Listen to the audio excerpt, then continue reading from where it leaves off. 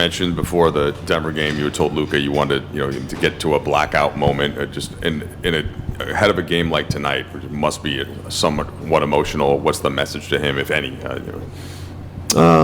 Yeah, I think with him, he's at his best when he has that balance of joy and playfulness and that killer mentality and just perfectly living in the moment of competition, and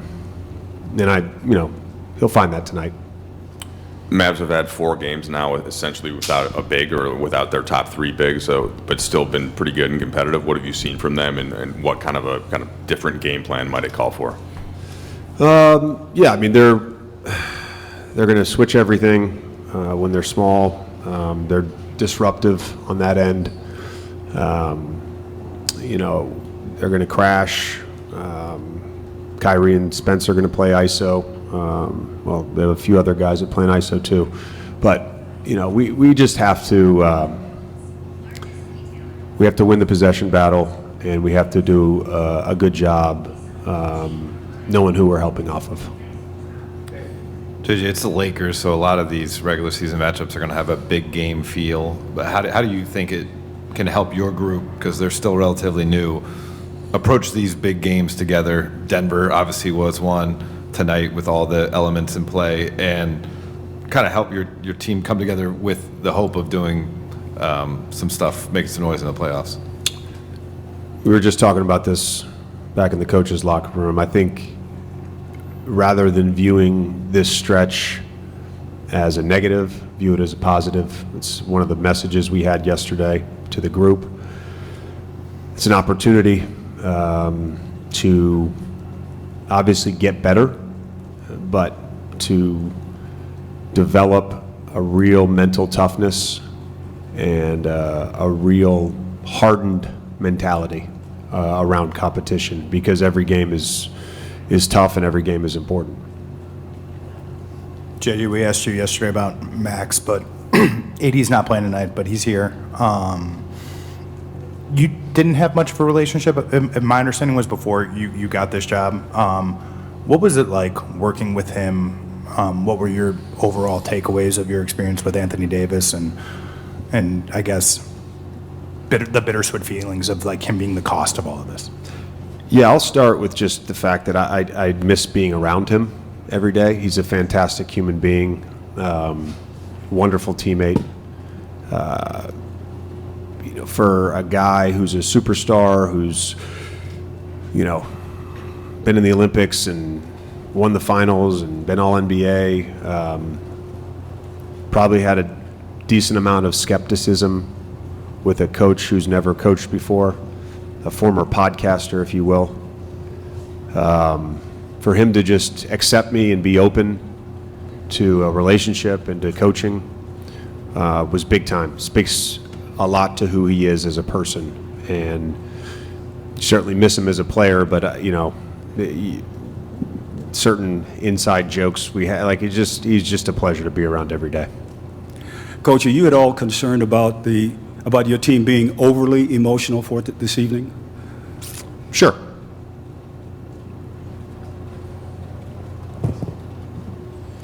Hey JJ, just as a follow to Dan's question, I'm just curious if you got a chance to say hi to AD tonight. No. JJ, to your left here, obviously as a first-year head coach, you have a responsibility for analytics, coming up with a game plan. How much of what you do is emotion to make sure an athlete is properly emotionally ready? And I ask because it seemed like you gave Luka an emotional charge in Denver. You don't do it every game. I knew before I took this job that coaching was more than drawing up plays on a whiteboard. I'm not an idiot, so I knew what this was, and certainly have to be able to do that, but you have to coach people and build relationships with people and understand the nuances of people every single day, and that's the challenge of coaching. That is the challenge of coaching. Hi, JJ. Right here. LeBron's LeBron, but as far as the rest of the group, in what ways have you seen Luka's presence elevate everyone else so far? I just think it's the ease with which you get to play with him. He can control a game. He can make shots easier for everyone. He's easy to be around. I lived it for a very short period of time, but great teammate when I was with him, and I think that's it. There's certainly the element of like, well, he's going to dominate the ball, but yeah, he dominates the ball and then he makes everybody else better. So I don't look at that as a problem. JJ, coming off the offensive success that you guys had in Denver, what are you looking to build off of in terms of just like either the way the offense was flowing? You mentioned featuring Luka more as kind of the primary ball handler, but like what are you looking to continue to stack on from that win?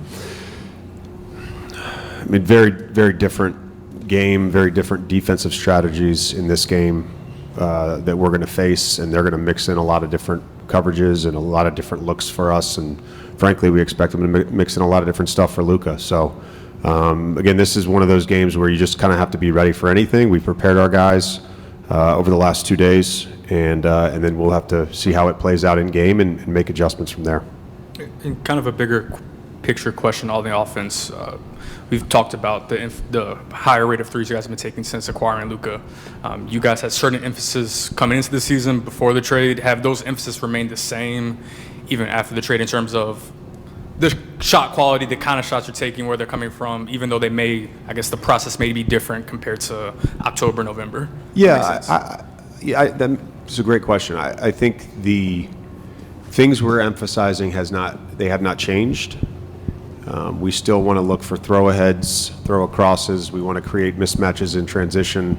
That doesn't mean we want to play reckless in transition, but by creating early mismatches, you can play at an advantage. And so everything that we try to do offensively is to try to create an advantage.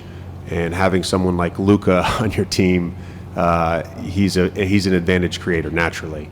And out of that, you talk about taking catch and shoot threes, attacking the paint, crashing the glass, sort of limiting your non-paint twos.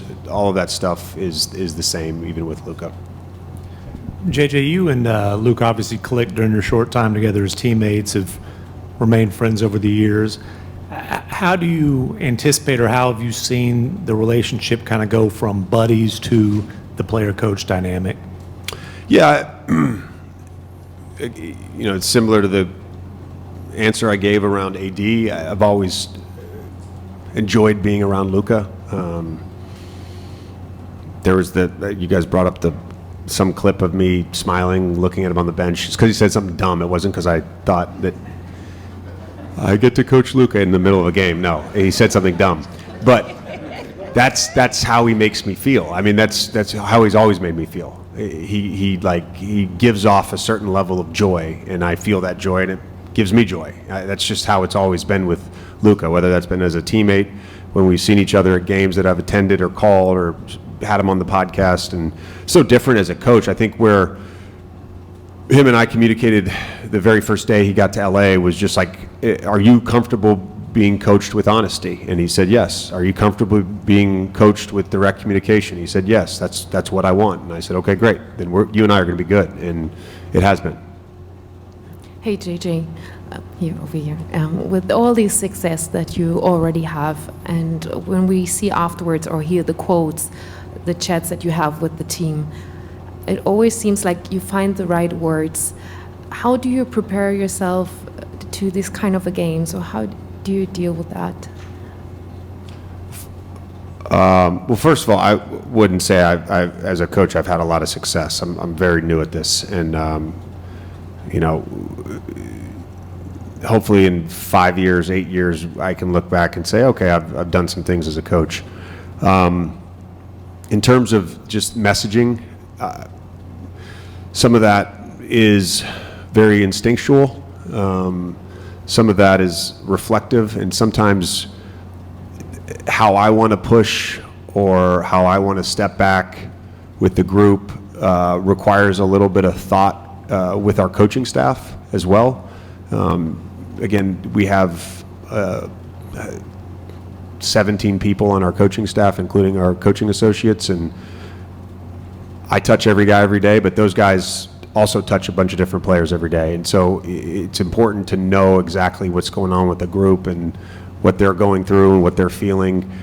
In my preparation to coach, I spent a lot of time talking to other coaches, and a number of them were very good to me just in terms of giving me some advice and whatnot, and spent about 30 minutes with Spo over All-Star break last year, and we were talking about different things, and he just kept repeating, like, a lot of this is an art, not science. So some of it is feel, and frankly, there's been a couple times where I haven't pushed and it hasn't worked out, and there's been a couple times where I've pushed and it hasn't worked out. So you're never going to be perfect with that. I think you ultimately just have to trust your instinct.